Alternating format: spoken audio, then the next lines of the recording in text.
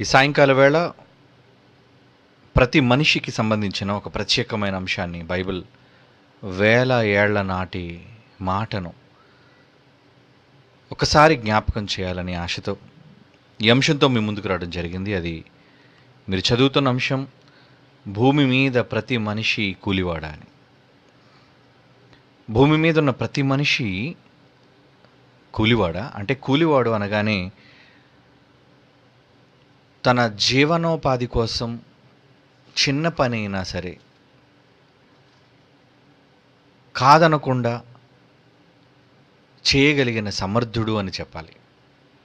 ఎందుకంటే ఈరోజు ప్రపంచంలో దేశాలు ఎంత ఉన్నత స్థాయికి ఎదిగినా ఆ ఎదుగుదల ఆ దేశంలో పనిచేసిన కూలివారి బట్టే ఉంటుంది. ఎంత గొప్ప నిర్మాణాలు చేసినా, ఈరోజు ప్రపంచంలో ఎత్తైన ఆకాశానంటే హర్మియానా మీకు తెలుసు, బుర్జ్ ఖలీఫా. ఇది ఎమిరేట్స్లో ఉంది, దుబాయ్ పట్టణంలో. నిజంగా అది ప్రపంచవ్యాప్తముగా ఎత్తైన భవనంగా ఈరోజు దుబాయ్ని వారు గుర్తిస్తున్నారు. ఆ దేశపు రాజు అయిన షేక్ను వాళ్ళు గుర్తిస్తున్నారు. కానీ నిజంగా దానిని నిర్మించిన వారు కూలీలు కాదంటారా? పనివాళ్ళు కాదంటారా? అవును. ప్రతి మనిషి తాను అభివృద్ధిని కేవలం నిర్మించబడిన భవనాల్లో చూస్తున్నాడు, లేదా టెక్నాలజీలో చూస్తున్నాడు. కానీ వాటన్నిటినీ నిర్మించడానికి కావలసిన సేవకులు, పనివాళ్ళు, కూలివాళ్ళు, ఖచ్చితంగా వాళ్ళ యొక్క శ్రమదానం దాని వెనుక ఉంది. వారి వలనే ప్రతి ప్రపంచంలోని పట్టణం ఉన్నత స్థాయికి చేరుకోగలుగుతుంది అని మనం గుర్తించాలి. ఎందుకంటే ఈరోజు ప్రపంచవ్యాప్తముగా అభివృద్ధి చెందిన అగ్ర దేశాలలో వారు నిర్మించుకున్న భవనాలు, వాళ్ళు నిర్మించుకున్న పట్టణాలు, వాళ్ళు నిర్మించుకున్న ప్రపంచ ఖ్యాతిని గడింపచేసిన గొప్ప ఎత్తైన భవనాలు, ఇవన్నీ కూలీలు నిర్మించినవే. సాధారణమైన కూలీ, ఒక పనివాడు. అందులోనూ ఒక అగ్రరాజ్యమైన అమెరికాలో,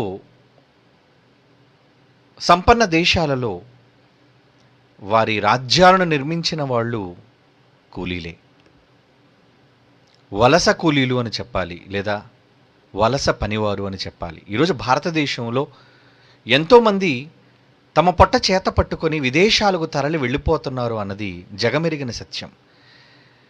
వెనకబడిన దేశాలు, ఒక పాకిస్తాన్, ఒక ఇండియా, ఒక బంగ్లాదేశ్, ఏమండి, ఒక ఫిలిప్పైన్స్, ఇలా ప్రపంచ దేశాల్లో అనేక ప్రాంతాల నుంచి అగ్రరాజ్యాలకు కేవలం జీవనోపాధి కోసం తమ దేశాల్లోని సరైన వృత్తి వారికి లేక, వారి కష్టానికి తగిన ప్రతిఫలం రాక, తమ కష్టాన్ని ఇతర దేశాలకు వారికి వీళ్ళు పెట్టుబడిగా పెడుతున్నారు. కనుక ఈరోజు ప్రపంచంలో దేనిని మనం గొప్పగా పొగిడినా ఆ నిర్మాణం వెనక ఉన్నది ఖచ్చితంగా కూలీలే.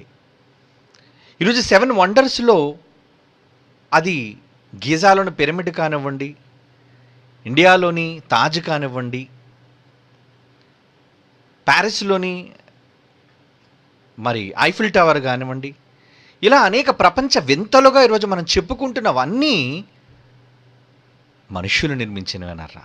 అంటే సర్వసాధారణమైన కూలీలు. వాళ్ళేమీ భోగభాగ్యాలు అనుభవించేవాళ్ళు కారు, వాళ్ళేమీ సంపన్నులు కారు, వాళ్ళు సాధారణమైన పనివాళ్ళు. అలాంటి పనివారికి ఈరోజు సమాజం ఇచ్చే గుర్తింపు ఏంటి మీరు చెప్పండి? కూలోడు, పనోడు. ఈరోజు సమాజంలో అలాంటి వారిని చిన్నచూపు. మరి లాక్డౌన్ సందర్భంగా మన దేశంలో వలస కూలీలు ఉత్తర ప్రాంతానికి వెళ్ళిన అనేక మంది నిజంగా భార్యలను, పిల్లలను, తల్లిదండ్రులను కలుసుకొనడానికి కొన్ని వందల కిలోమీటర్ల ప్రయాణం చేసి వచ్చిన దాఖలాలు ఈ మధ్యన మీకు తెలుసు. ఎందుకు అలాగ నడిచి రావాల్సి వచ్చింది? తమ సొంత వారి దగ్గరకు, తమ సొంత మనుషుల దగ్గరకు, తమ ఆత్మీయుల దగ్గరకు, తమ ప్రేమను పంచుకునే వాళ్ళ దగ్గరకు. ఎందుకు వాళ్ళు ఎడబాటును పొందవలసి వచ్చింది చెప్పండి? ఇంటి దగ్గర ఉన్న తల్లిదండ్రులను పెంచాలి అంటే, వృద్ధులైన వారిని, భార్య బిడ్డలను సాకాలి అంటే అతడు కూలివాడుగా తన కష్టాన్ని వేరొకరికి అమ్ముకొనక తప్పదు. అదండి ఈరోజు కూలీల పరిస్థితి. ఈరోజు వాళ్ళని ప్రపంచంలో ఏ స్థాయిలో వాళ్ళని చూస్తారు అంటే గౌరవిస్తారా? ఏమండి, నేను ఐఫిల్ టవర్ని కట్టిన వాళ్ళు ఒకడు ఉన్నాను, ఒక కూలివాడిని అంటే ఐఫిల్ టవర్ని వాళ్ళు ఘనపరుస్తారు, లేదా అదున్న ప్యారిస్ పట్టణాన్ని ఘనపరుస్తారు, అవునా? ఆ దేశాన్ని కీర్తిస్తారు. కానీ పనిచేసిన కూలీలు ఎవరండి కీర్తిస్తారు? నేను తాజ్మహల్ కట్టడంలో, పాలరాయితో ఆ నిర్మాణంలో నేను కూడా ఒక కూలివాడినండి అని ఒకవేళ ఎవరైనా చెబితే ఎవరండి వారిని గౌరవిస్తారు? నువ్వు కూలీవి కదా. ఈరోజు బుర్జ్ ఖలీఫా కట్టిన అనేక మంది పనివారులో మన భారతీయులు కూడా ఉన్నారండి.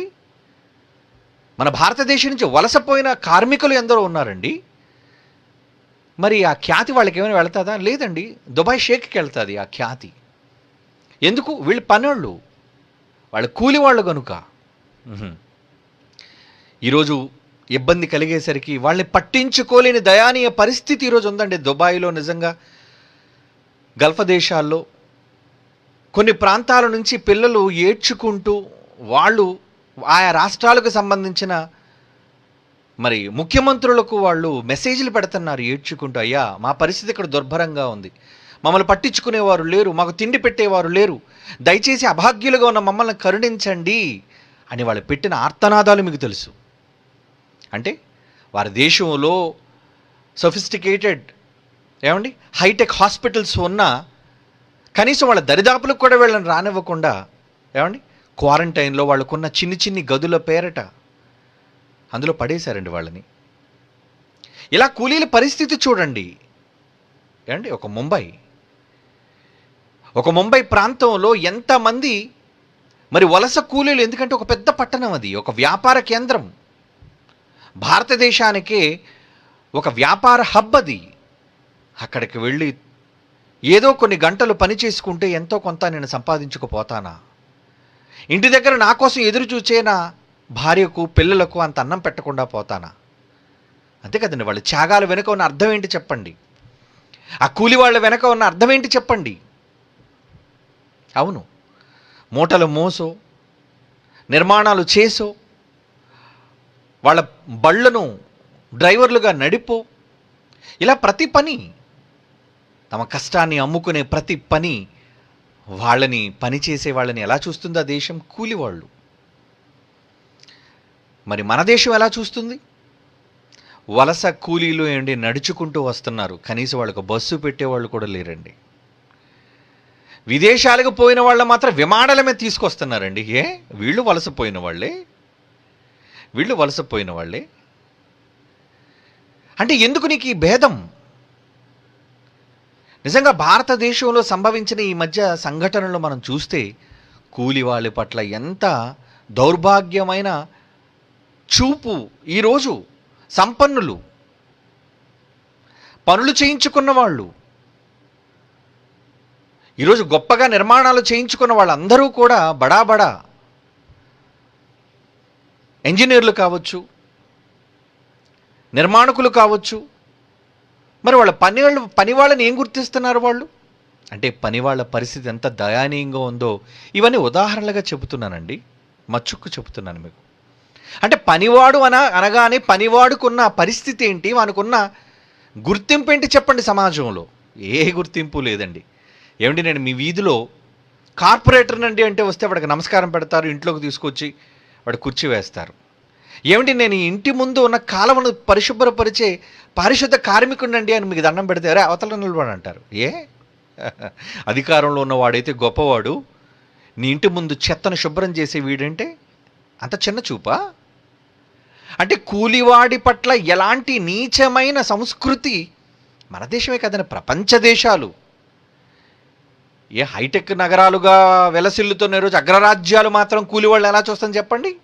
కష్టం కలిగేసరికి ఈరోజు అందరినీ వారి వారి దేశాలకు తగిలేస్తున్నాయి. ఒక అమెరికా తగిలేయటం లేదా? ఒక ఇంగ్లాండ్ తగిలేయటం లేదా? ఆస్ట్రేలియా తగిలేయటం లేదా? ఇలా వలసపోయిన వాళ్ళు ఎంతమంది తమ పట్టణాల్లో పని చేయించుకున్న వాళ్ళని ఈరోజు కష్టం వచ్చేసరికి తమ దేశాలకు వాళ్ళు తగిలేస్తున్నారు. అంటే కూలీలు కదా, పనివాళ్ళు కదా. అంటే పనివారి పట్ల ఎంత నీచమైన సంస్కృతి ఈరోజు మనుష్యుల పట్ల ఉంది అనుకుంటే ప్రతి మనిషి తెలుసుకోవాలి. ఈరోజు 760 కోట్ల మంది ఉన్న ప్రపంచ జనాభా, వాడు రాజు అయినా నిరుపేదైనా, బైబిల్ ఏం చెప్తుందో తెలుసా? ఈ మాట వింటే ఆశ్చర్యపోలు ప్రతివాడు. నేను రాజుని అనుకుంటున్నావా నువ్వు? నేను వ్యాపారవేత్తని అనుకుంటున్నావా నువ్వు? నేను చాలా అధికారిని, గొప్పవాడిని అనుకుంటున్నావా నువ్వు? లేదా నేను సిరి సంపదల్లో జన్మించి పెరిగిన వాడిని అనుకుంటున్నావా నువ్వు? ఎవడైనా ప్రపంచంలో వాడు ఎవడైనా సరే దేవుడు వాడిని ఏ దృష్టితో చూస్తున్నాడో ఒక మాట మీరు చదవాలి. Very very important. యోబు గ్రంథం తీయండి, మీ బైబిల్ తెరిచి చూడండి ఒక్కసారి. యోబు గ్రంథం 7వ అధ్యాయం, యోబు గ్రంథం 7వ అధ్యాయం మొదటి వచనం చూడండి. యోబు గ్రంథం 7వ అధ్యాయం మొదటి వచనం. భూమి మీద నరుల కాలం యుద్ధకాలము కాదా? వారి దినములు వారు భూమి మీద నరులు బ్రతికే దినములు కూలివాని దినములు వంటివి కావా అంటున్నాడు. చూడండి, కూలివాని దినాలా అంటే నేను కూలోనా? భూమి మీద ఈరోజు కాలరెగరేస్తున్న ప్రతి మనిషి, వాడెంతటి వాడైనా సరే, దేవుడు నిన్ను ఎలా చూస్తున్నాడో తెలుసా? రే మనిషి, నరుడా, నువ్వు ఒక కూలోడురా. నువ్వు ఒక కూలివాడితో సమానం. కూలివాడితో సమానం ఏంటి? కూలివాడివే, నువ్వు కూలివాడవు. వారి దినములు కూలివాని దినములు వంటివి కావా? ఒక కూలివాడు ఎలాంటి జీవితాన్ని గడుపుతాడు? ఒక కూలివాడు తన దినాల్ని ఎలా గడుపుతాడు చెప్పండి, ఆలోచించండి. ఒక కూలివాడుకున్న పరిస్థితి ఏంటి చెప్పండి? వాడు ఎంత కాయ కష్టం అండి. కూలికి పనిలో పెట్టుకున్నవాడు యజమాని, వాడు చాలా ఆడంబరంగా ఉంటాడు, వాడు చాలా గొప్పగా ఉంటాడు, వాడు చాలా సంపన్నంగా ఉంటాడు. కానీ వాడు కూలికి కుదుర్చుకున్నవాడు మాత్రం వాడు చేతులు, వాడు కాళ్ళను మనం చూడగలిగితే, నిజంగా ఆ కూలీలను మనం చూడగలిగితే అండి, ఆ బురదలో, ఆ మట్టిలో వాళ్ళు చేసి ఆ పని ఎవరు చేయలేరండి. సుఖపడినవాడు ఎవడు చేయలేడండి. ఒళ్ళును సుఖపెట్టుకునేవాడు ఎవడు చేయలేడండి. కూలివాడు చేసే పని చేయలేడండి. ఈరోజు అగ్రరాజ్యాలు బాగా డబ్బు ఎక్కువైపోయి అక్కడ పనివాళ్ళు దొరకటం లేదు. ఇక్కడ భారతదేశం పేద దేశం కనుక ఇల్లు ఒకరు ఉన్నారు, అంట్లు గిన్నెలు కడగడానికి ఒకరు ఉన్నారు. అదే అమెరికాలో అయితే నీ గిన్నెలు నువ్వే కడుక్కోవాలి, నీ బట్టలు నువ్వే ఉతుక్కోవాలి. మషిన్స్ ఉన్నాయి కాబట్టి ఆ లాండ్రీ మెషిన్స్లో వేసుకుని బట్టలు ఉతుక్కుంటుంటారు టెక్నాలజీని బట్టి. లేదంటే మనిషే చెయ్యాలి. మరి కాలువలు ఎవరు శుభ్రం చేస్తారు? వీధులు ఎవరు శుభ్రం చేస్తారు? కూలి పనులు ఎవరు చేస్తారు? కూలివాడే చెయ్యాలి. అవునా? ఒక కూలి వాళ్ళకున్న గుర్తింపు ఈ ప్రపంచంలో అటువంటిదైతే, భూమి మీద ఉన్న మనిషిని దేవుడు దేనితో పోలుస్తున్నాడు తెలుసా? మనిషి నువ్వు బ్రతికే దినాలు 60, 70, 80, 100, ఎన్ని సంవత్సరాలైనా వారి దినములు కూలివాని దినములు వంటివి కావా? నువ్వు కూలివాని దినములు వంటి రోజులలో ఉన్నావు అని బైబిల్ జ్ఞాపకం చేస్తుందండి, హెచ్చరిక చేస్తుందండి. నిజమా? అవునండి, నిజం. కూలివాళ్ళం అండి. మనమే కాదండి, ప్రపంచంలో ఈరోజు నీ కళ్ళ ముందు కనిపించే ప్రతి మనిషి కూలివాడు. ఎవరబ్బా కూలి కుదుర్చుకున్నారు వీళ్ళని? ఇంతకీ కూలికి కుదుర్చుకున్న వాని కూలేంటి? అతను ఇచ్చే కూలి ఎంత? నువ్వు చేసే పని ఏంటి? ఏ రోజైనా మనిషి ఆలోచిస్తున్నాడా వీటి కోసం? నీ స్థాయి చెప్పుకుంటున్నావు, నీ అర్హత చెప్పుకుంటున్నావు, నీ చదువు చెప్పుకుంటున్నావు, నీ సంపద చెప్పుకుంటున్నావు, నీ హోదా చెప్పుకుంటున్నావు. రే, కానీ నువ్వు దేవుని దృష్టిలో ఒక పనివాడు అని మర్చిపోకూడదు. కూలోడు నువ్వు. మరొక మాట చూస్తారా? అదే అదే అదే యోబు గ్రంథంలో 14వ అధ్యాయం 6వ వచనం చూడండి, ఏమంటున్నాడు? యోబు గ్రంథం యోబు గ్రంథం 14వ అధ్యాయం 6వ వచనం. కూలివారి వలె తమకు నియమింపబడిన పనిని వారు ముగించు వరకు వారు విశ్రమమునందునట్లు వారి వైపు చూడక ఉండుము. ఏమంటున్నాడు భక్తుడు? కూలివారి వలె తమకు నియమింపబడిన పని వారు ముగించాలి. అంటే నువ్వు భూమి మీద పుట్టింది మహారాజు కడుపును అనుకుంటున్నావా? నువ్వు మొఘల చక్రవర్తి కడుపును పుట్టినా ఆడొక పెద్ద కూలోడు, నువ్వు చిన్న బుల్లి కూలోడు. నువ్వు అది తెలుసుకోవాలి. ఈ ప్రపంచం ఈరోజు అగ్రరాజ్యాల్లో సంపన్న దేశం అనుకుంటున్నారే. ఒక బ్రిటిష్ రాణి, అమ్మ నువ్వు ఒక పెద్ద కూలిదానివి తల్లి, ముసలమ్మ. ఇప్పటివరకు మీకు ఎవరు చెప్పలేరు ఇలాంటివి. ఎందుకు? ధనంతో, అధికారంతో, గర్వంతో నీ కళ్ళు మూసుకుపోయాయి, నీ మనోనేత్రాలు అంధకారం అయ్యాయి. బైబిల్ చదివితే కదా. పేరుకు క్రైస్తవ దేశాలు. ఎవరండి వాళ్ళకి చెబుతారు? క్రైస్తవ దేశాలకే బైబిల్ తెలిస్తే ఎందుకండి ఈరోజు ప్రపంచ దేశాల్లో క్రైస్తవ దేశాలే అధ్వానంగా ఎందుకండి ఉన్నాయి? బైబిల్ అంటే భయం లేదు. బైబిల్ గురించిన జ్ఞానం వాళ్ళకి తెలియదు. బైబిల్ గురించిన హెచ్చరికలు వాళ్ళు లేవు. కనుక ఎలా ఉంటారు? రాజులు అనుకుంటున్నారు, గొప్పవాళ్ళు అనుకుంటున్నారు, సంపన్నులు అనుకుంటున్నారు, అధికారులు అనుకుంటున్నారు. కానీ దేవుడు ఏమంటున్నాడు? మరలా చదవండి ఆ మాట. యోబు గ్రంథం 14వ అధ్యాయం 6వ వచనం. కూలివారి వలె తమకు నియమింపబడిన పనిని వారు ముగించు వరకు వారు విశ్రమమునందునట్లు వారి వైపు చూడక ఉండుము. వారి వైపు చూడక ఉండుము అంటే ఈరోజు భూమి మీదికి వచ్చిన ప్రతి మనిషి దేవుని ద్వారా కూలికి కుదుర్చుకున్నవాడవి నువ్వు. నీకు పనేంటి? పని లేదనుకుంటున్నారా? మనకి ఏ పని లేదనుకుంటున్నారా? దేవుడు ఎందుకు నిన్ను కూలికి కుదుర్చుకున్నాడో, నువ్వే పని చెయ్యాలో అది మర్చిపోయావు. నువ్వు నీ పనేంటో నువ్వు మర్చిపోయావు. ఆ పనుల గురించి జ్ఞాపకం చేస్తే కదా ఎవరైనా నీకు. ఏంటా పనులు? ఏంటా పనులు? చాలాసార్లు మీరు బైబిల్లో చదువుకున్నారే. ఒకసారి జ్ఞాపకం చేస్తాను ఆ మాట. మళ్ళీ ఎఫ్సీలకు రాసిన పత్రిక 2వ అధ్యాయం 10వ వచనం ఏమంటున్నాడు చూడండి. ఎఫ్సీలకు రాసిన పత్రిక 2వ అధ్యాయం 10వ వచనం. వాటి యందు మనము నడుచుకొనవలెనని దేవుడు ముందుగా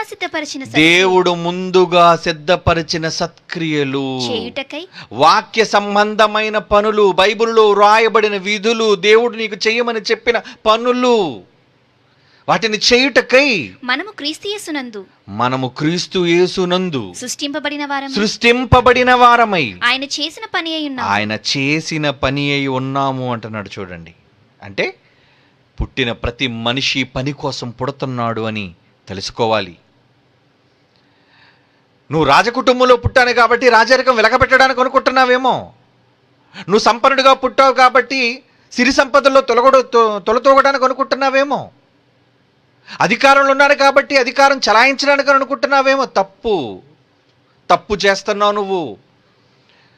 నిన్ను పనిలోకి పెట్టుకున్న ఒక యజమానుడున్నాడు. ఆ యజమానుడు నిన్ను పనిలోనికి కుదుర్చుకున్నాడు. ఆయన దగ్గర నువ్వు కూలివాడివి. ఆయన ఇచ్చే జీతంతో నువ్వు బ్రతకవలసిన వాడివి. కూలుడికి ఎంత ఇస్తాడు జీతం యజమాని? నువ్వు కష్టపడినంత. ఎన్ని గంటలు కష్టపడ్డావు? రోజుకి ఎన్ని గంటలు కష్టపడుతున్నావు? నీ పనికి సంబంధించిన కూలి, అదే జీతం. ఎలా వస్తుంది? పొలంలో పని చేయాలి, ఫ్యాక్టరీలో పని చేయాలి. ఏమండి, కార్మికులు రకరకాలుగా ఉన్నారండి. వీళ్ళందరూ రకరకాల కార్యక్రమాలలో ఈ కార్మికులందరూ పని చేస్తూ ఉంటారండి. ఈ పని చేసిన వాళ్ళందరూ కూడా వాళ్ళు చేసిన పనిని బట్టి వాళ్ళకి కూలి దొరుకుతుంది. కూలి. ఇంతకీ ఇప్పుడు నిన్ను భూమి మీదకి పంపి నీకు జీవితాన్ని ప్రసాదించిన ఒక యజమానుడు ఉన్నాడు. ఎవరాయన? ఏమండి, ఎవరాయన? ఒక మాట చూద్దాం. మత్తయి రాసిన సువార్త 20వ అధ్యాయం 1వ వచనం చూడండి. మత్తయి సువార్త 20వ అధ్యాయం మొదటి వచనం. ఎలాగనగా పరలోక రాజ్యం ఒక ఇంటి యజమానుని పోలి ఉన్నది. యజమానుడు నీ తండ్రి. అతడు తన ద్రాక్ష తోటలో పనివారిని కూలికి పెట్టుకొనుటకు తన ద్రాక్ష తోటలో తన కోసం పని చేయడానికి పరలోకంలో ఒక యజమానుడున్నాడు. ఆ యజమానుడు తన తోటలో పని చేయడానికి కూలి వారిని ఏం చేస్తున్నాడంటే, ఉపమానం చెప్తున్నాడంటే మన కోసం కాదనుకుంటున్నారా? మన కోసమే. ఎలా పోలుస్తున్నాడు యేసుక్రీస్తు వారు? ఇలాంటి ఉపమానాన్ని ఎందుకు చెబుతున్నారు? ఆయన యజమాని ఏంటి, మనల్ని కూలికి పెట్టుకోవడం ఏంటి? నువ్వెవరవి? కూలోడివి, పనోడివి. అవునా? పనోడివయ్యా.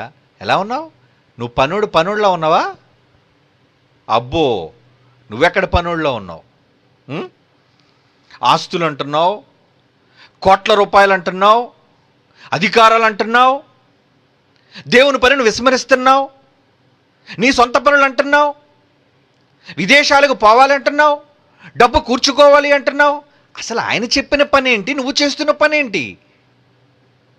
నువ్వు తల్లి గర్భంలో నువ్వు నిలబడ్డావు అంటే కారణం నీకు కూలి కుదర్చబడిందన్నమాట. ఎందుకు వచ్చావు? లేకపోతే నువ్వు నీకంటే ముందు చాలామంది, కోట్ల మంది నేల రాలిపోతున్నారు. వాళ్ళెవ్వరికి పని లేదు. వాళ్ళెవరికి పని చేయడానికి అవకాశం రాలేదు. మీకొచ్చింది అవకాశం. బ్రతికాము అంటే నాకొచ్చింది, భూమి మీద ఉన్నారు అంటే మీకొచ్చింది. ఎవరు పెట్టుకున్నారు పనిలోనికి? నా పరలోకపు తండ్రి నన్ను పనిలో పెట్టుకున్నాడు ఒక కూలోడుగా. ఆయన చెప్పిన పనిని ముందుగా సిద్ధపరిచిన సత్క్రియలు చేయుటకై మనము భూమి మీద సృష్టింపబడిన వారమే. ఎందుకు వచ్చావు భూమి మీదకి? మరలా చదవండి ఆ మాట. ఈ మాట దగ్గరికి వద్దాం మరలా. FC 2:10. వాటి యందు మనము నడుచుకొనవలెనని దేవుడు ముందుగా సిద్ధపరిచిన సత్క్రియలు ఆయన చేశాడు. పనులను కేటాయించాడు.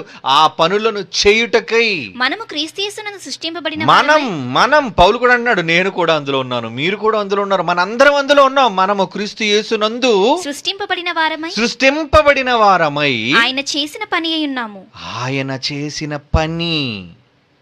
ఆయన పనిలో నుంచి మనకొక పని వచ్చింది. ఏంటా పని? కూలుడుగా నీకు పని దొరికింది. అప్పుడప్పుడు నిజంగా కూలి పని చేసుకునేవాళ్ళు పొద్దున్నే 7 గంటలకి 8 గంటలకి కొన్ని ప్రత్యేకమైన సెంటర్స్లో నిలబడుతుంటారండి. అక్కడికి వస్తారు పని వాళ్ళు తీసుకుని వెళ్ళడానికి. అందరూ వెళ్ళిపోగా కొంతమంది కూలి వాళ్ళు నిలబడిపోతారు. ఏమయ్యా మీరు ఇక్కడ నిలబడ్డారు? అయ్యా మాకు సంబంధించిన పని వాళ్ళు ఎవరు తీసుకెళ్ళడానికి రాలేదయ్యా. మరి ఎలా? పని లేదు ఈరోజు. పని లేకపోతే ఎలాగా? కూలీలు ఏమనుకుంటారు? ప్రతిరోజు మాకు పని దొరకాలి. ఈరోజు లాక్డౌన్ కారణంగా పనులు లేక ఎంతమంది అల్లాడిపోతున్నారో. మరి మధ్యతరగతికి సంబంధించిన వాళ్ళు, సగటు మనుష్యులు, కూలి వాళ్ళు, నిరుపేదలు, అది మీకు తెలుసు. ఎందుకంటే మీలో చాలామంది మధ్యవర్తులు. మనమంతా మధ్యవర్తుల కుటుంబానికి చెందిన వాళ్ళం. డబ్బులు లేనప్పుడు అవసరత ఏంటో, ఆ ఇబ్బంది ఏంటో, మన కుటుంబాలను మనం ఎలా పెంచుకోవాలో, ఆ కష్టం ఏంటో మనకు తెలుసు. పని ఉంటేనే కదండి. చివరికి పనులు లేక దేశం కూడా ఆర్థికంగా కృంగిపోయే పరిస్థితి. అగ్రరాజ్యాలు కూడా పనులు జరగక పేదరికంలోనికి కూలిపోయే పరిస్థితి వచ్చేసిందండి. ఇప్పుడు ఇప్పుడున్న ప్రపంచ పరిస్థితి అదే. ప్రతి ఎకానమీ దెబ్బతినేసింది. ఎందుకంటే పనులు లేరు, ఫ్యాక్టరీలు మూతపడ్డాయి, పనులన్నీ ఆగిపోయాయి. ఎందుకు పనులు ఆగిపోయి? పనోళ్ళు లేరు, కూలోళ్ళు లేరు, పని చేసేవాళ్ళు రాలేదు పనికి. అంటే ఎంత నష్టం. కూలికి పెట్టుకున్న వాడు ఒకవేళ తన పని ఎందుకు జరగాలి అనుకుంటున్నాడు? ఆ పని జరిగితే ఒక నిర్మాణం ఉందనుకోండి, ఒక భవన నిర్మాణం ఉందనుకోండి, ఆ భవన నిర్మాణానికి కూలీలు రావాలి.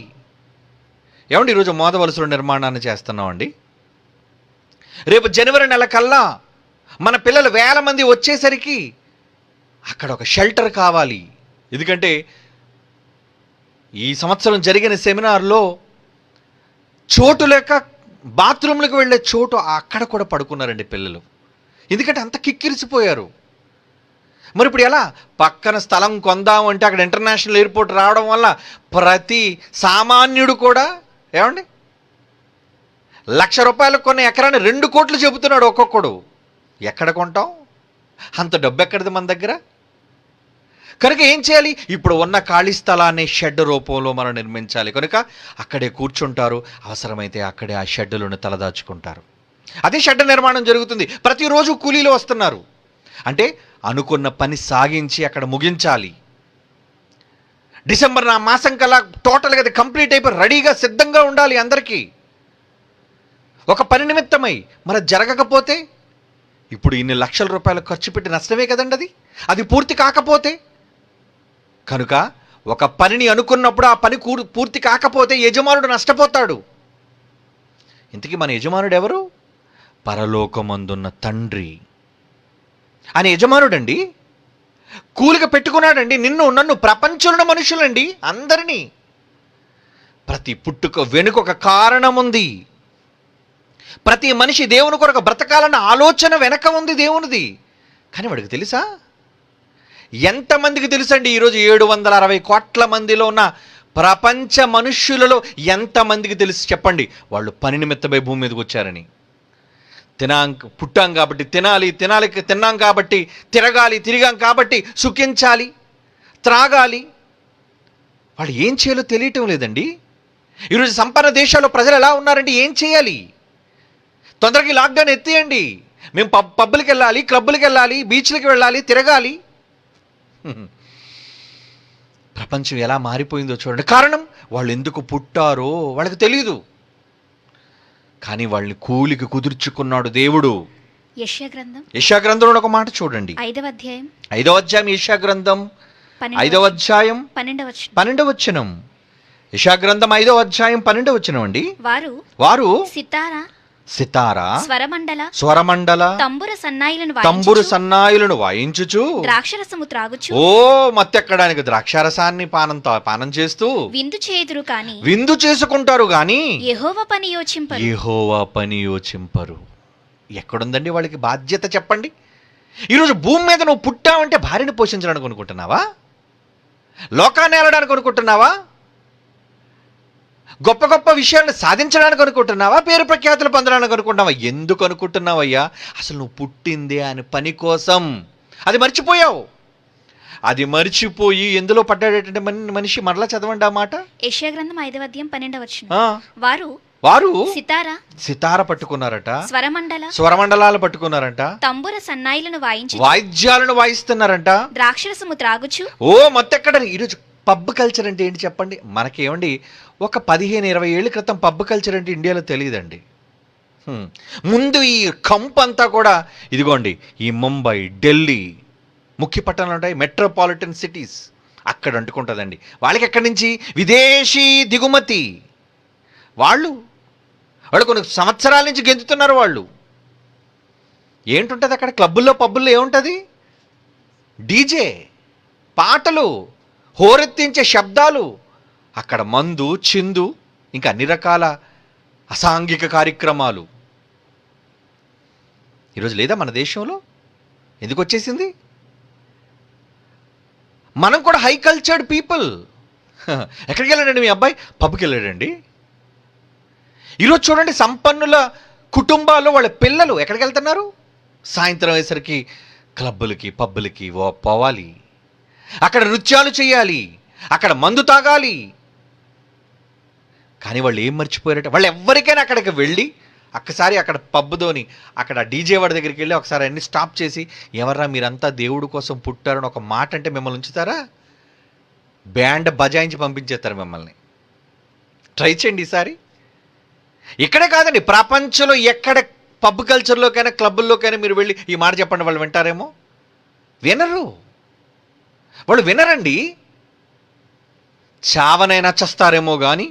ఎందుకంటే వాళ్ళు ఎక్కడికి వెళ్ళిపోవాలో, అసలు ఎవరకు వాళ్ళు ఏ ఆలోచనతో వాళ్ళు భూమి మీద జన్మించారో, తమ జన్మ యొక్క పరమార్థం ఏంటో తెలియదు వాళ్ళకి. చెప్పలేదండి. తల్లిదండ్రులు నేర్పిస్తే కదండి పిల్లలకి తెలిసేది. ప్రతి మనిషికి మొదటి ఉపాధ్యాయుడు, ఉపాధ్యాయురాలు తల్లిదండ్రే. వాళ్ళే నేర్పించాలి.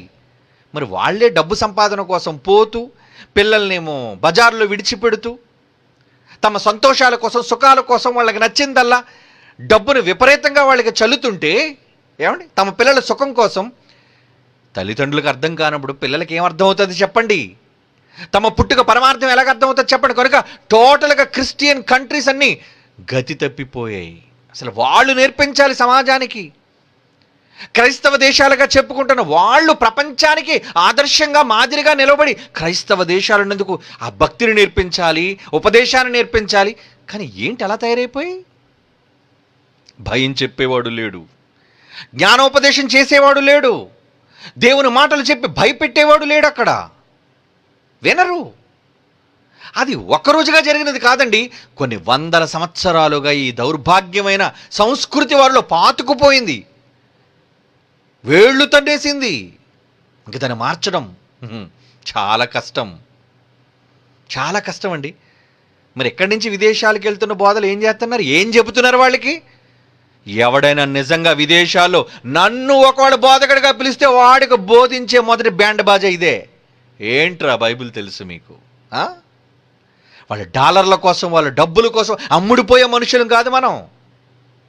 గొప్పల కోసం, పేరు ప్రఖ్యాతుల కోసం వాక్యాన్ని నేర్చుకున్న వాళ్ళం కాదు మనం. ఉన్నది ఉన్నట్టుగా దేవుని మాటలను చెప్పాలి, హెచ్చరిక చేయాలి. నువ్వు అమెరికా అయితే నిన్ను పిలవండి, పో. పిలకపోతే నిన్ను పిలక పట్టుకునే రోజు ఒకటి ఉంది.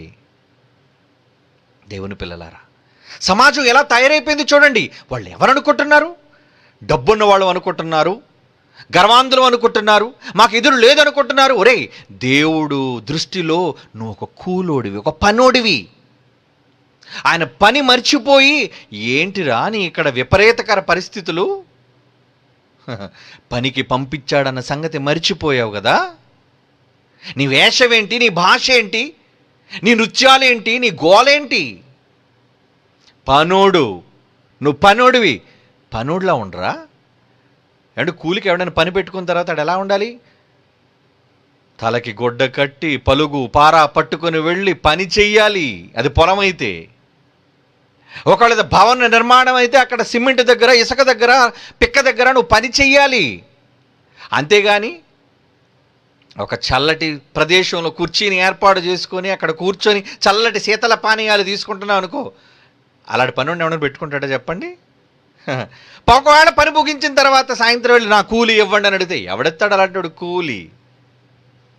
పోరా, నీలాంటి పనుడు నాకు అక్కర్లేదు, నీలాంటి పనుడు నాకు అక్కర్లేదు. ఈరోజు ప్రపంచంలో మనుష్యులందరూ కూలి దొరకదళ్ళకి ఏమనుకుంటున్నారో మీరు? ఇక్కడ వాళ్ళ టెక్కు, వాళ్ళు ఎక్కువ, ఇక్కడ వాళ్ళ తాలూకా గొప్పతనం విరగబడిపోతుంటారు కదండి.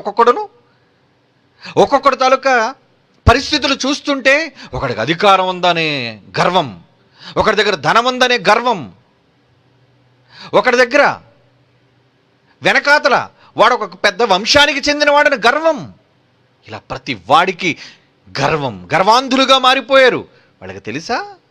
అరే నువ్వు కూలోడురా, దేవుడు పనిలో పెట్టుకున్నాడురా అని పనేంటో నీకు తెలుసా? చచ్చిన తరువాత తెలుస్తుంది. ఈ దౌర్భాగ్యులందరికీ, సన్నాసులందరికీ అర్థమవుతుంది. ఏమని తెలుసా? ఒరే, కూలోళ్ళ ఉండకుండా ఎందుకురా మనకి అన్నీని? పనోళ్ళ లేరు ఇప్పుడు. నువ్వు వచ్చింది ఆయన పొలంలో పని చేయడానికి. యేసుప్రభు వారు కూడా వెళ్ళిపోయే ముందు ఏమన్నారు తెలుసా? ప్రార్థన చేయండి అయ్యా, తండ్రికి ప్రార్థన చేయండి శిష్యులారా. ఏమని?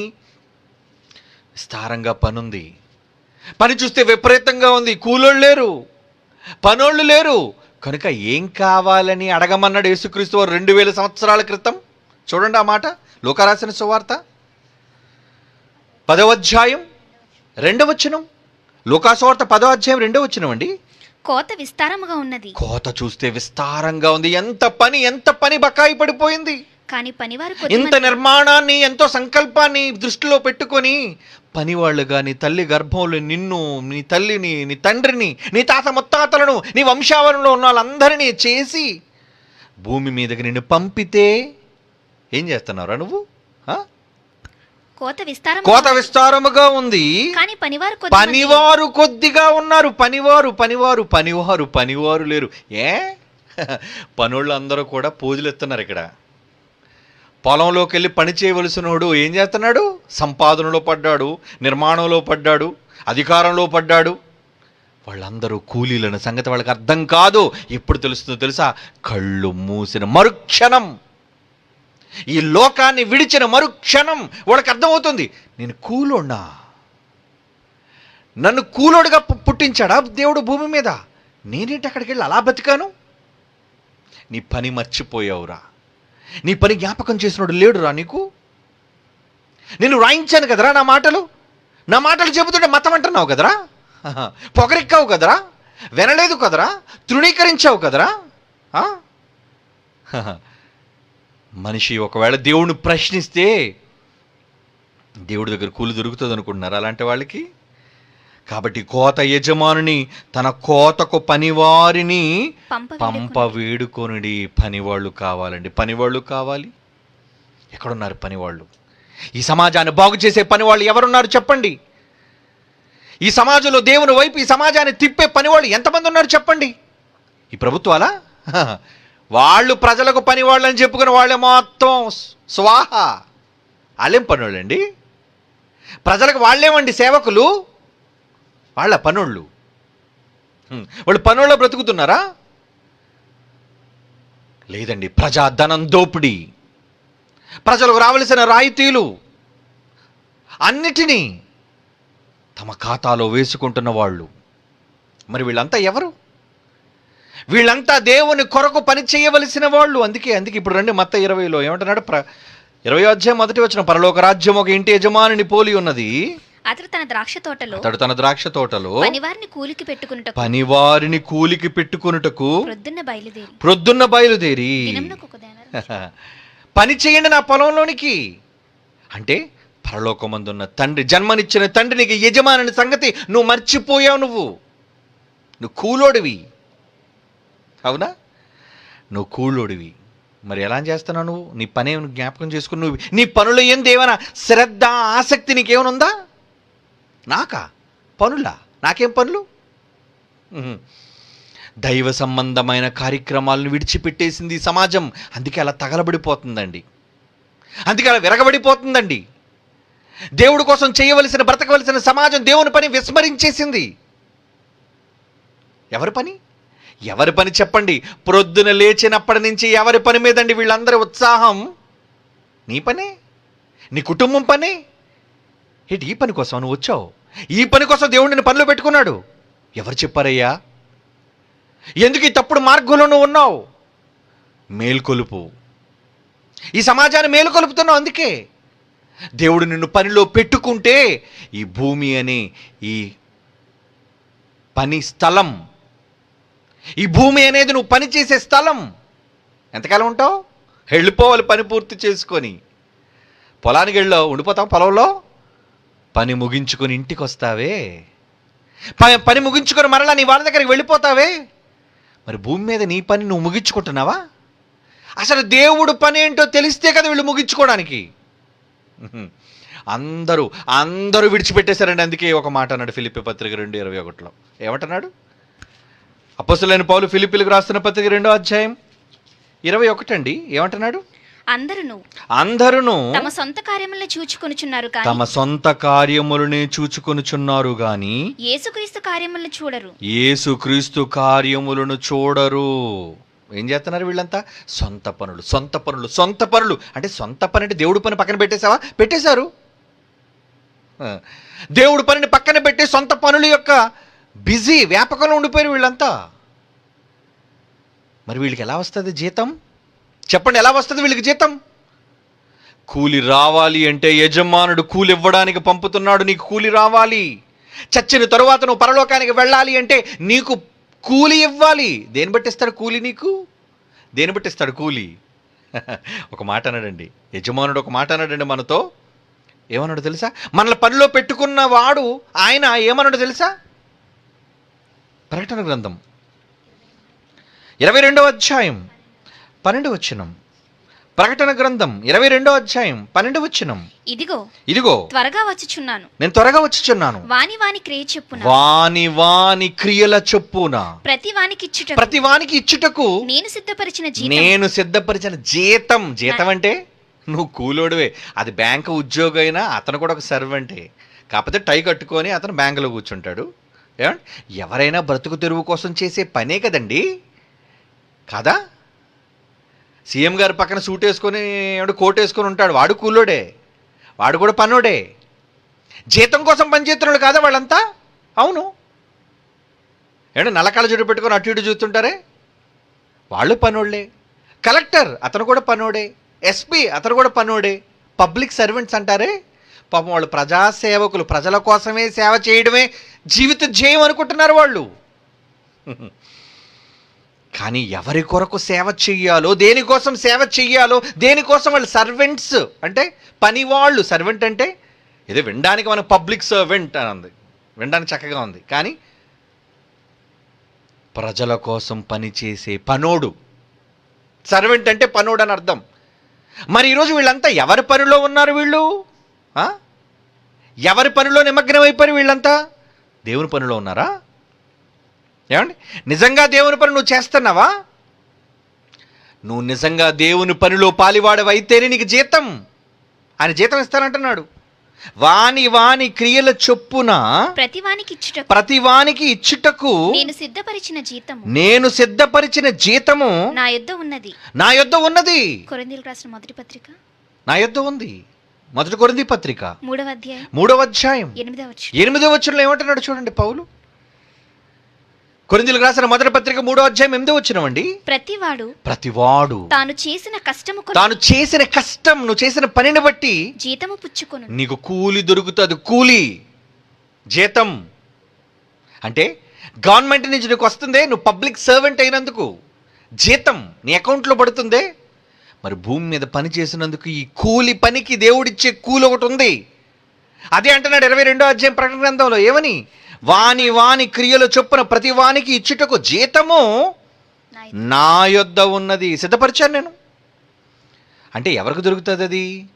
ఏమండి, పని చేసినోడికి కూలి దొరుకుతుందా? పని చేయలేడు కూలి దొరుకుతుందా చెప్పండి?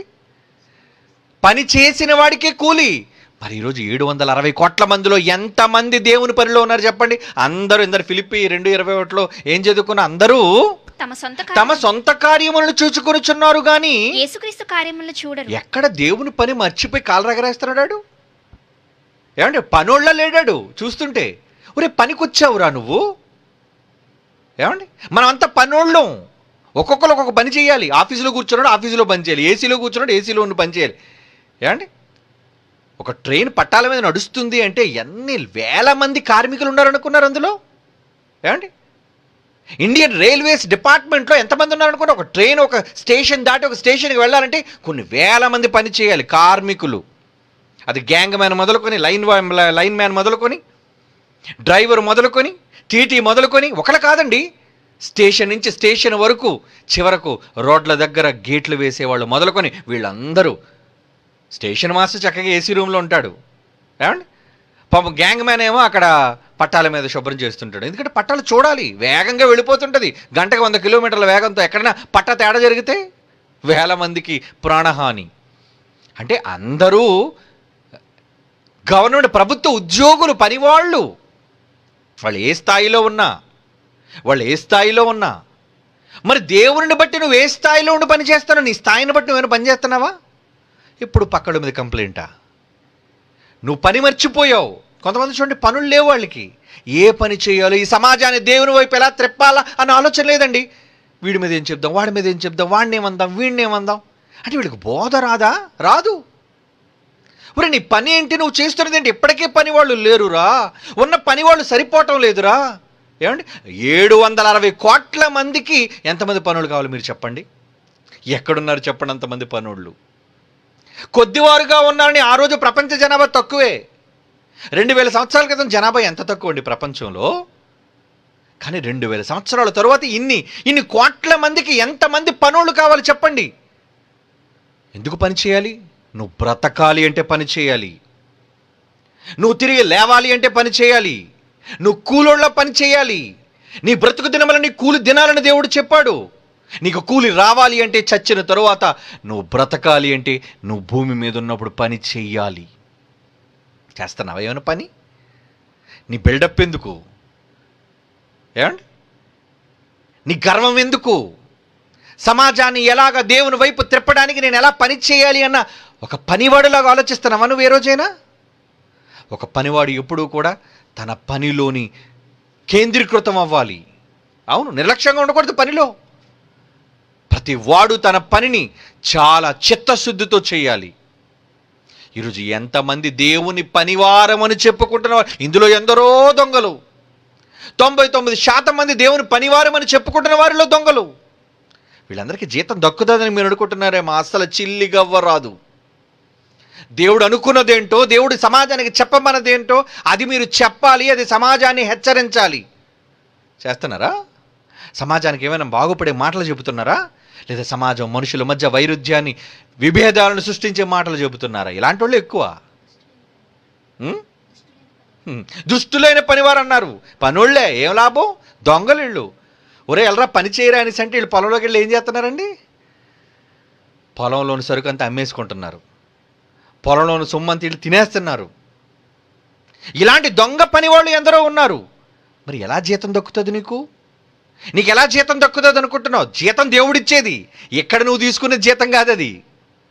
ఎక్కడ మనుషుల దగ్గర నువ్వు పొందేది జీతం కాదది.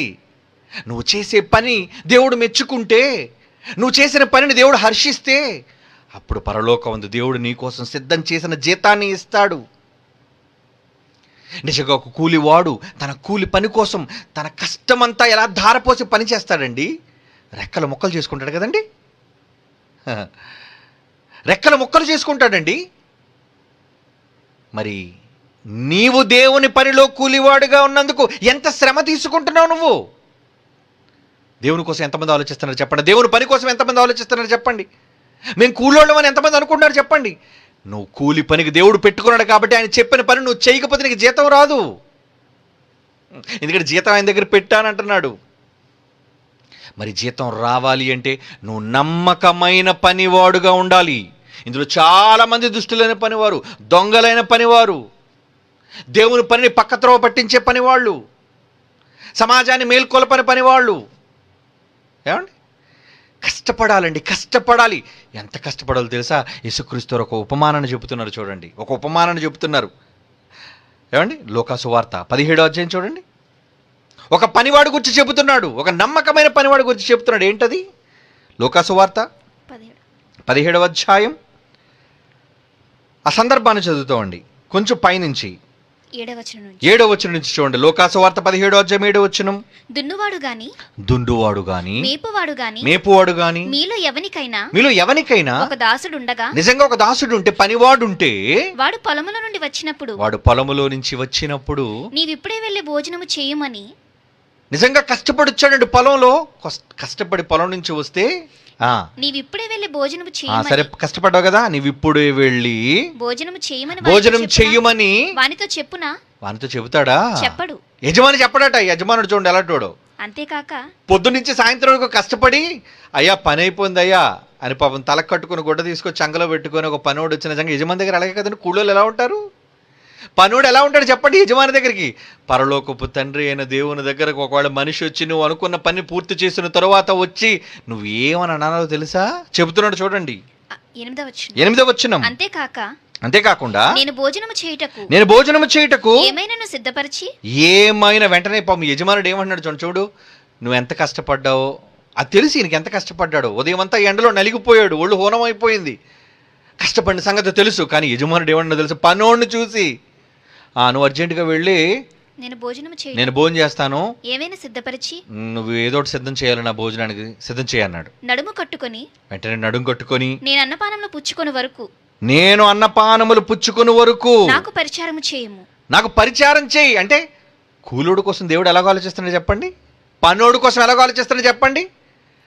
పొద్దున్నుంచి సాయంత్రం వరకు రెక్కల ముక్కలు చేసుకొని పని చేసి వచ్చిన వాడు నిజంగా యజమాని ముందు నిలబడితే, నువ్వేదో పని చేస్తానన్నావు కదా గొప్పగా.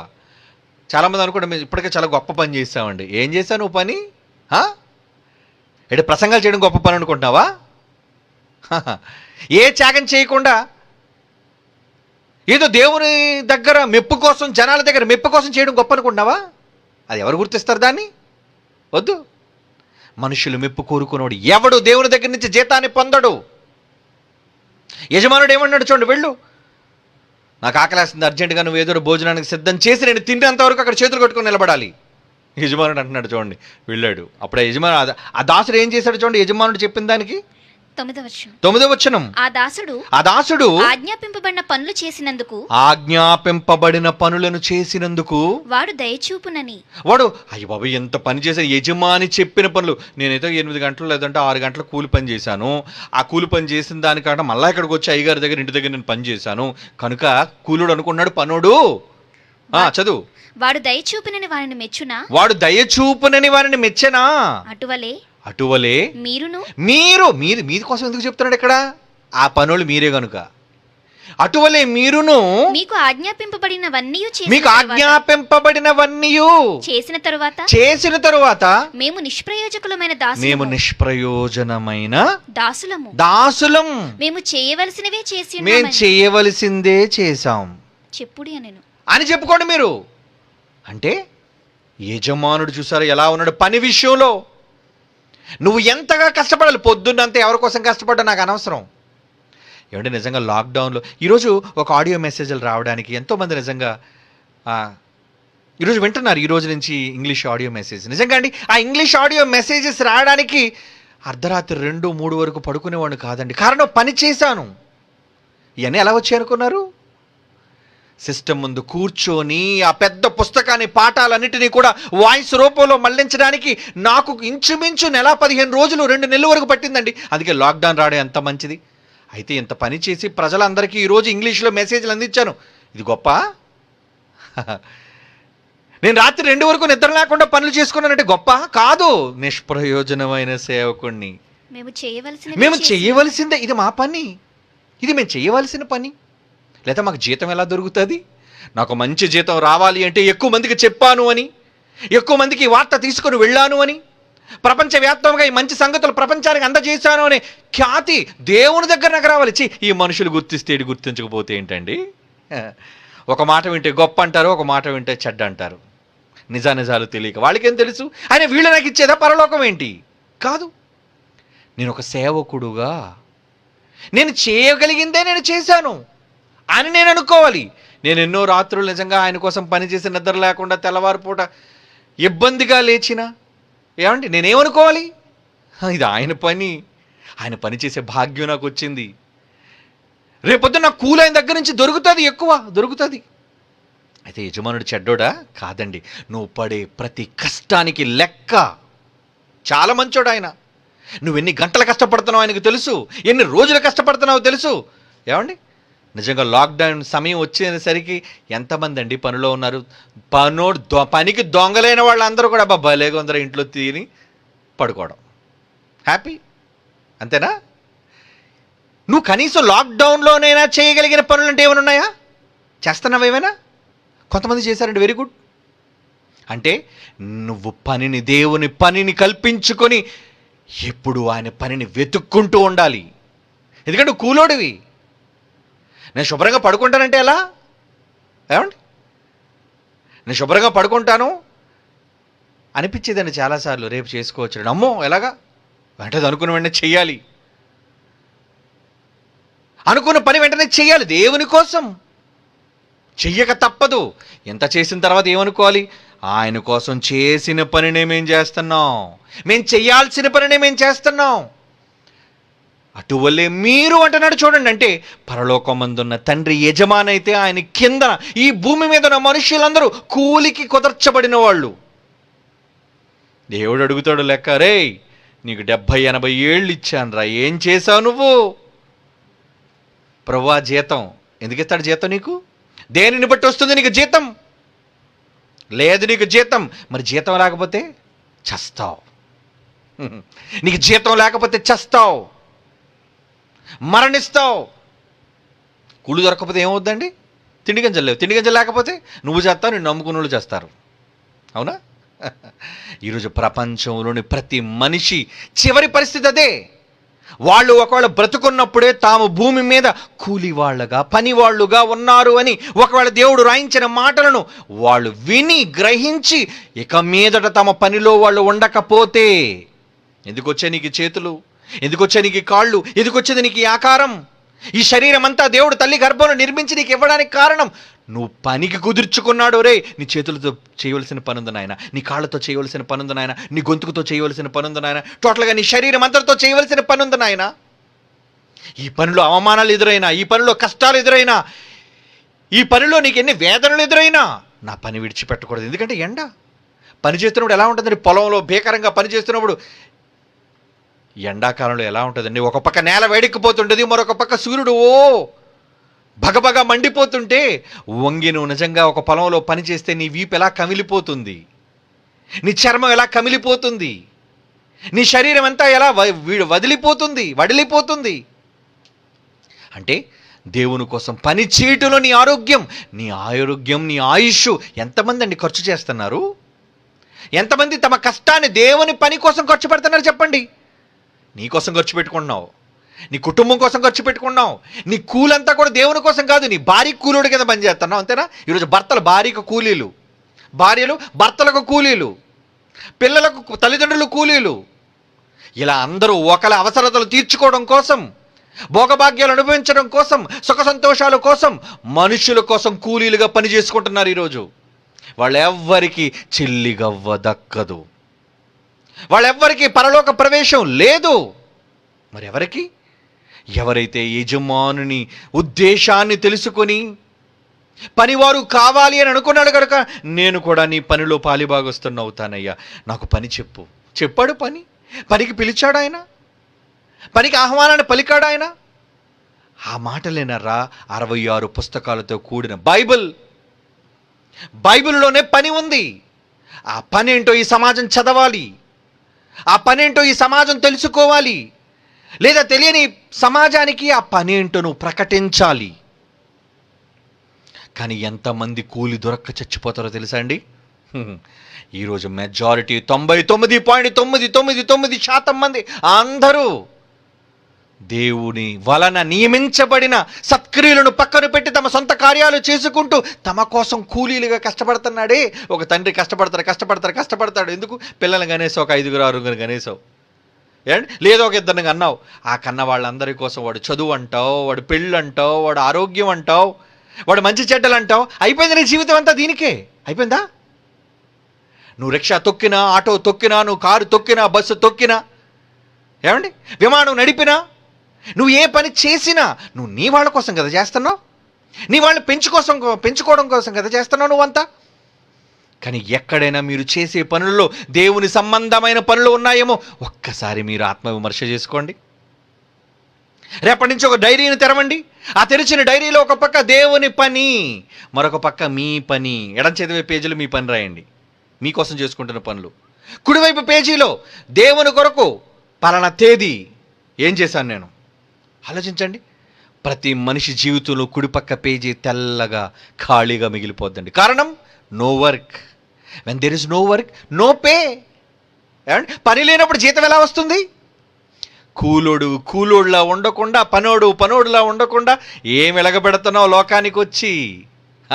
ఒక గొప్ప భర్తను కావాలనుకుంటున్నావు, ఒక గొప్ప తండ్రిని కావాలనుకుంటున్నావు, ఒక గొప్ప అన్నగా ఉండాలనుకుంటున్నావు, ఒక గొప్ప దేశోద్ధారకుడిగా ఉండాలనుకుంటున్నావు. ఇవన్నీ నీకు జీవాన్ని ఇవ్వలేవయ్యా, ఇవన్నీ నేను ఆత్మను బతికించలేవయ్యా.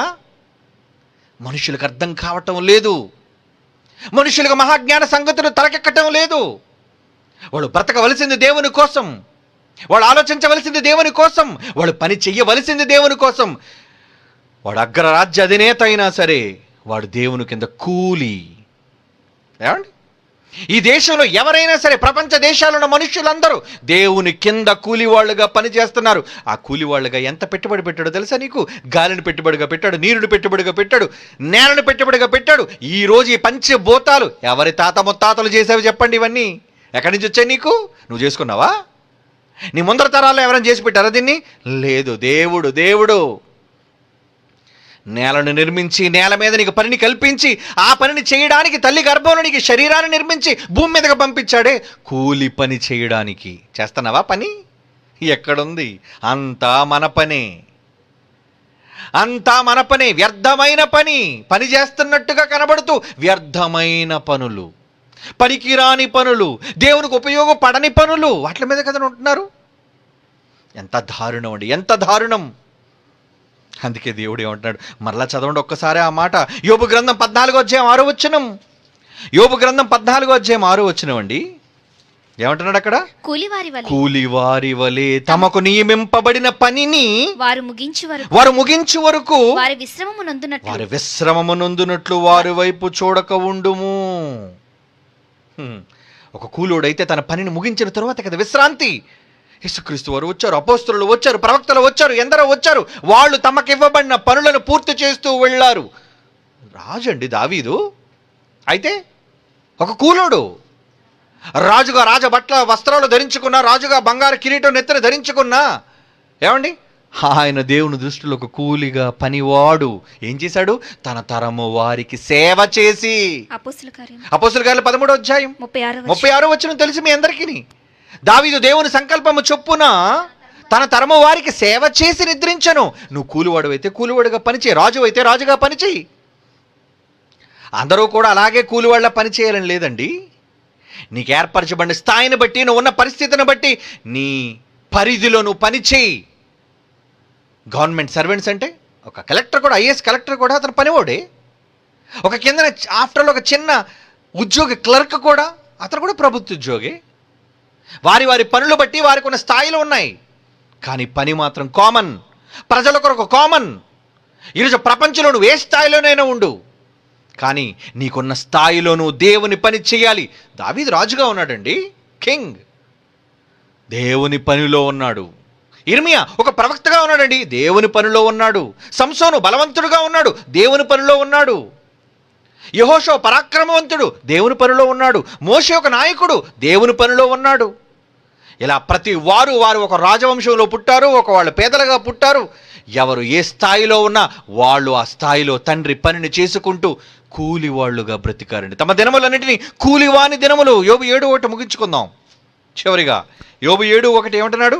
వారి దినములు కూలివాని దినములు వంటివి కావా? ఎవరివి? భూమి మీద నరుల కాలం, మీరు బ్రతుకుతున్న ఆయుష్కాలం కూలివాని కాలం. పనులు మరి ఏం చేయాలి? మీకు కూలి దొరకాలి అంటే దేవుడు పని ఎక్కడుందో వెతకండి. దొంగ పనుల్లోనికి వెళ్ళకండి, మాయ పనుల్లోనికి వెళ్ళకండి. ఏమండి, ప్రభుత్వపరమైన పనులు ఉంటాయి, ప్రభుత్వానికి వ్యతిరేకమైన పనులు, కార్యకలాపాలు ఉంటాయి. అందులో నువ్వు పనిచేస్తే ప్రభుత్వానికి జీతం ఎక్కడి నుంచి వస్తే నువ్వు ఒకళ్ళు దొరికితే నువ్వు తీవ్రవాదిగా గుర్తింపబడతావు. కనుక ఈరోజు ఏవి తండ్రి సంబంధమైన పనులు, ఏవి దేవుని సంబంధమైన పనులు, అవి తెలుసుకో. బైబిల్లో ఉన్నాయి. అలాంటి గొప్ప పనివారిని తయారు చేసే పనిలో పడిందండి Bible open university India international. ఎందుకు? విద్య నేర్పిస్తుంది. ఎందుకు? జ్ఞానోపదేశాన్ని చేస్తుంది. పనివాళ్ళు కావాలి. స్వచ్ఛమైన పనివాళ్ళు లేరు. బురద జల్లే పనివాళ్లే ఉన్నారు, అక్రమం చేసే పనివాళ్లే ఉన్నారు, దేవుని పనిని విస్మరించే పనివాళ్లే ఉన్నారు, తమ సొంత పనులు చేసుకునే పనివాళ్ళుగానే ఉన్నారు. కానీ దేవునికి తన పని చేసే పనివాళ్ళు కావాలి. అలాంటి పని వాళ్ళని చేయటంలోనే నిమగ్నమై ఉందండి. అందుకేనండి వారి కోసం ఈ కార్యక్రమాలని, ఒక లైవ్ కార్యక్రమం కావచ్చు, ఒక పుస్తకం కావచ్చు, ఒక మాట కావచ్చు, ఒక పాట కావచ్చు, ప్రతిదీ కూడా ఈ సమాజంలో తన పనిని జ్ఞాపకం చేయడానికి చేస్తున్న పనులండి ఇవన్నీని. కారణం మేమంతా ఆయన దృష్టిలో కూలి వాళ్ళం గనుక, ఇంత కష్టపడి పని చేస్తేనే కానీ మాకు జీతం దొరకదు గనుక, మా స్థాయిలో మేము పనులు చేస్తేనే కానీ దేవుడు సిద్ధపరిచిన జీతాన్ని మాకు ఇవ్వడు గనుక, క్రియలు లేకపోతే ఎలా, పనులు చేయకపోతే ఎలా? ఆయన పనులు చెయ్యాలి. ఆయన పని చేయటం వలనే కూలివానిగా మాకు దక్కే జీతం ఎప్పుడు? కన్ను మూసిన తరువాత మా కోసం సిద్ధం చేసిన జీతాన్ని దేవుడు ఆ మహాలోకంలో ఆహ్వానించి ఇస్తాడండి. కనుక ఆ లోకంలో వచ్చే జీతం కోసం పని చేయాలి. కానీ భూమి మీద మనుషులందరూ విస్మరించేశారండి. తమ సొంత పనులన్నిటినీ కూడా దేవుని పనులు అనుకుంటున్నారు. అసలు దేవుని పనులు ఏంటో తెలియని వాళ్ళే ఎక్కువ మంది ఉన్నారండి ప్రపంచంలో ఉన్న వాళ్ళందరూ. ఎంత మోసపోతున్నారు వాళ్ళంతా, ఎంత మోసపోతున్నారు వాళ్ళంతా. భూమి మీద ఉన్న ప్రతి మనిషి పనుడు అన్న సంగతి మర్చిపోయి ఒకడేమో తనకున్న స్థాయిని బట్టి గొప్పలు చెప్పుకుంటున్నాడు. నేను ఎవరిని? నేను ఐశ్వర్యవంతుణ్ణి, నేను నాయకుణ్ణి, నేను అధికారిని. ఇలా ప్రతి వారు పనోళ్ళ లేరండి దేవుని దృష్టిలో. వాళ్ళు పనుల్లో ఉన్నారా? వాళ్ళు పనులు ఉంటే దేవుని పనిలో ఉండాలి, కానీ వాళ్ళు దేవుని పనిలో లేరు. తమ సొంత పనుల్లో గెంతడంలో ఉన్నారు, పాటలు పాడడంలో ఉన్నారు, మద్యం త్రాగడంలో ఉన్నారు, సుఖభాగాలు అనిపించడంలో ఉన్నారు వాళ్ళంతా. ఎలా జీతం దొరుకుతుంది చెప్పండి? వాళ్ళకి దక్కదు దక్కదు దక్కదర్రా. మీరు కూడా నిజంగా దేవుని పనిలో కూలి వాళ్ళైతే ఆయన కోసం పని చేయండి. మీకోసం, మీ పిల్లల కోసం మీరు పని చేస్తూ మీ మీ కుటుంబాలను పోషించుకోవాలి అంటే మీ పిల్లలను కూడా దేవుని పనిలో పనివారుగా చెయ్యండి. మీ భార్య అందులో ఒక కూలి, స్త్రీ కూలి, ఆడకూలి. మీ పిల్లలు వాళ్ళు కూడా కూలీలు. అలా అయితే కానీ యజమాను దగ్గర నుంచి మీకు జీతం రాదు. లోకంలో అందలాన్ని, అధికారాలను చూపించడం కాదు, దేవుని కోసం పని చేయాలన్న జ్ఞానాన్ని నేర్పించండి మీ కుటుంబాలకు. అప్పుడే మీరు దేవుని దృష్టిలో జీతగాళ్ళుగా, నిజమైన నమ్మకమైన పనివాళ్ళుగా మిగులుతారు. భూమి మీద ఉన్న మన దినాలన్నీ కూలివాని దినాలుగా ఉన్నాయన్న దేవుని మాటలోని ఆంతర్యం ఈ రోజుకైనా ఈ సమాజం గుర్తించి మనమంతా నిజమైన, నమ్మకమైన, యేసుక్రీస్తు వలె పనిని పూర్తిగా నెరవేర్చే నిజమైన పనివాళ్ళుగా మనమంతా మారిపోవాలి. కళ్ళు మూసుకొని ప్రార్థన చేసుకుందాం. పరిశుద్ధుడైన తండ్రి, మాకు మీరు నియమించిన కాలంలో ఇచ్చిన పనులన్నిటినీ తండ్రి దేనిని విడిచిపెట్టకుండా పరిపూర్ణంగా జరిగించే భాగ్యాన్ని, మా తరము వారికి మా సేవలను అందించే భాగ్యాన్ని మాకు, మా కుటుంబాలకి అనుగ్రహించవలసిందిగా ప్రార్థిస్తూ మేము చేయవలసిందే మీ పట్ల చేయుచున్నాము తండ్రి. నిష్ప్రయోజనమైన సేవకులము తండ్రి.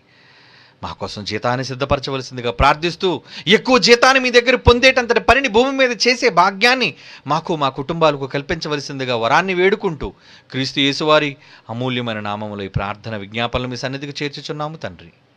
ఆమేన్.